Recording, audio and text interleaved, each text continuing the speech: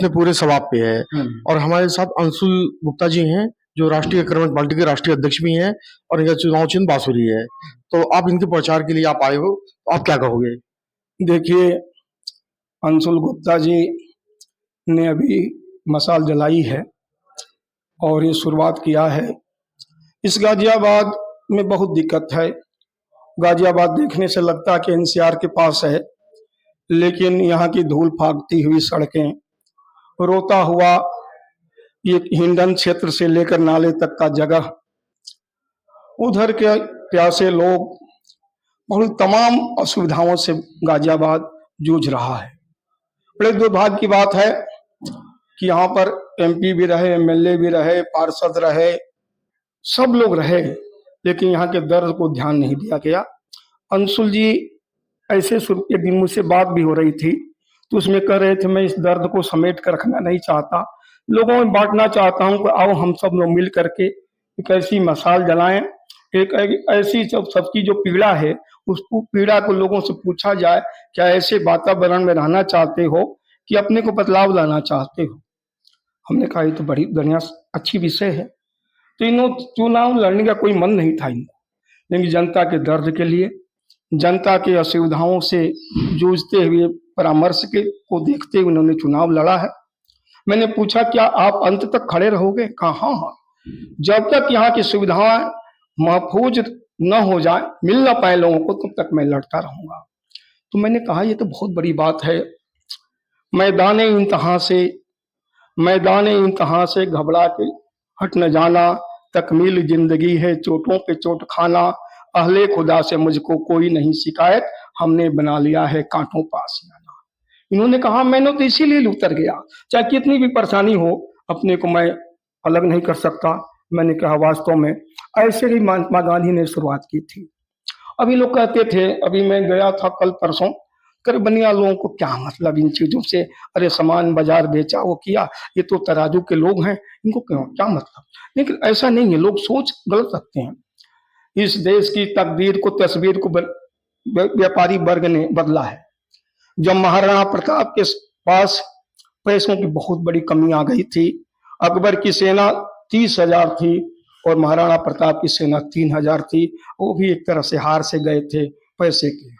मामा शाह अपने आप पहुंचे उनके पास और कहे कि ये पैसा लीजिए फिर सेना बनाइए। कही ये पैसा मैं आपका नहीं लूंगा। अच्छा नहीं नहीं, इसी देश से मेरे पूर्वजों ने कमाया है, इसमें 7 पीढ़ियों का पैसा है, सब आपको दे रहा हूँ। ऐसा व्यापारी वर्ग है। लेकिन उनको आज पैसा लेने और स्वार्थ से जो बांट दिया गया, ये व्यापारियों के लिए ठीक नहीं है। कुछ होंगे लोग, कुछ हर तरह के विचार के लोग हैं। यहाँ भी एक महोदय खड़े हैं, वो इसी तरह का काम करते हैं, जनता के पास नहीं जाते, अपनी व्यवस्थाओं को कहते हैं। और आज जो बड़ी पार्टी के नेता हैं, उनको किसी के दर्द से मतलब नहीं है। अंशुल जी, एक अंशुल का मतलब कांटा भी होता है।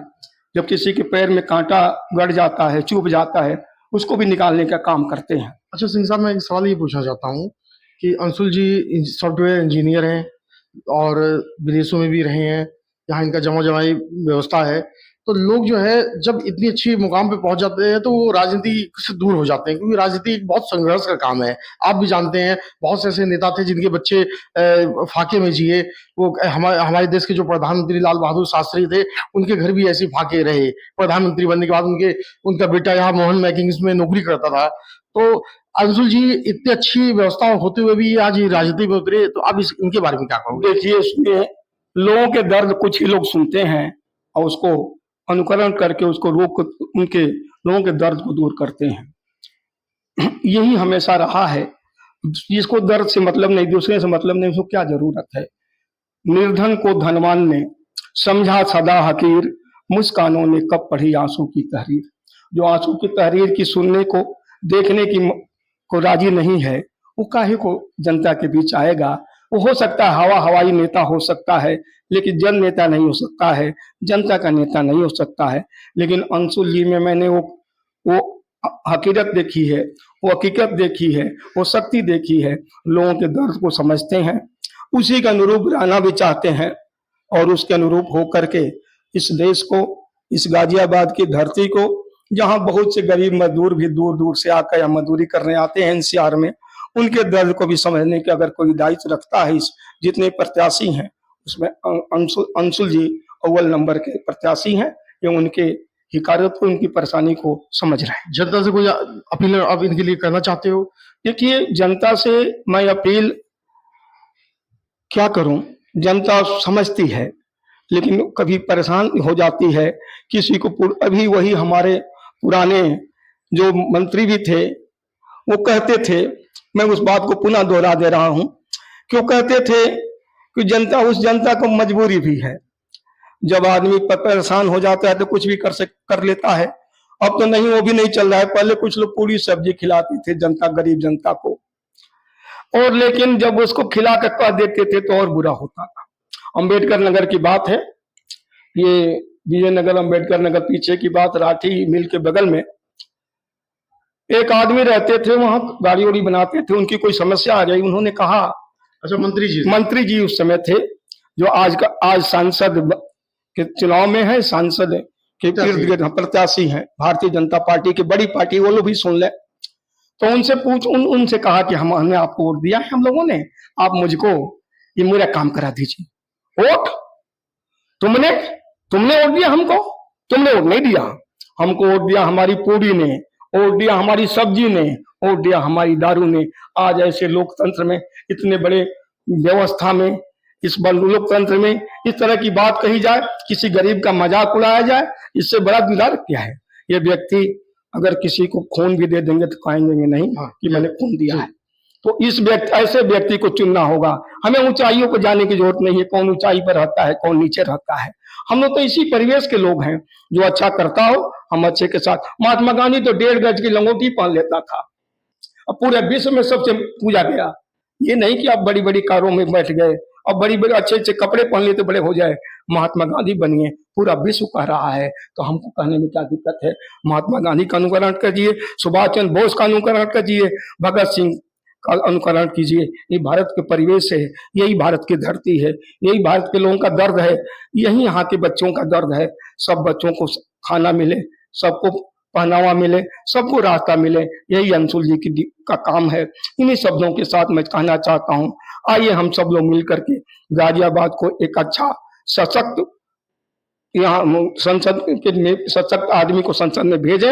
ये नहीं कि बड़ा वर्ग का हो, जिसको बोलने आए, जिसको चलने आए, जिसको रहने आए, तो दूसरे को दर्द को समझता हो। जिसने दर्द को ना समझा वो कुछ भी नहीं है।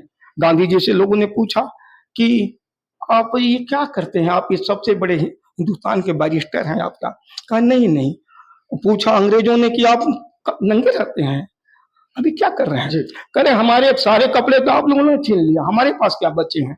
मैं तो, हम पूछिए, जिस देश का नेता ऐसे रहता हो 1.5 गज की लंगोटी पर, उस देश की जनता क्या होगी? उनको मजबूर कर दिया इस देश की आजादी देने के लिए। वही अंशुल गुप्ता जी का कर्तव्य है। मन स्थिति है, मनसा है, बाचा है, मन सो बाचा कर्मणा से सब तरह से समाज को उल्लेखनीय करना चाहते हैं। ऐसे लोगों के साथ मैं कहता हूँ सब लोग आकर के इनको समय से ठीक पहले ही मतदान करें, 11 बजे निकल के मतदान कर दें, इनको विजयी बनावें। अगर गाजियाबाद में यह हो गया तो पूरे दुनिया में होगा कि भारत के लोग समझदार हो गए हैं। अभी तक भारत के लोगों को समझदार नहीं माना जा रहा है। अगर ऐसा काम भारत के लोग करेंगे तो कहा जाएगा कि भारत के लोग समझदार हो गए हैं। जय हिंद, जय भारत।